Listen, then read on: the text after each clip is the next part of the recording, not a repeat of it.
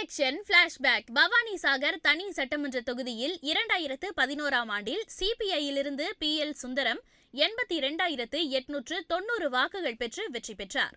திமுகவிலிருந்து R. Lokeswari 63,487 வாக்குகள் பெற்று இரண்டாம் இடம் பெற்றார்.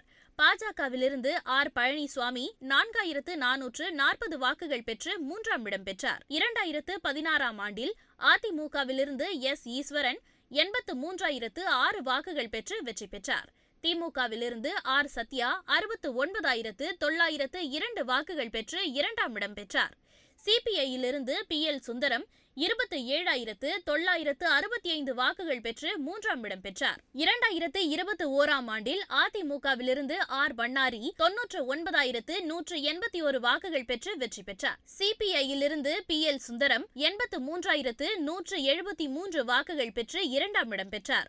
நாதகவிலிருந்து V. சங்கீதா 8,517 வாக்குகள் பெற்று இரண்டாம் இடம் பெற்றார்.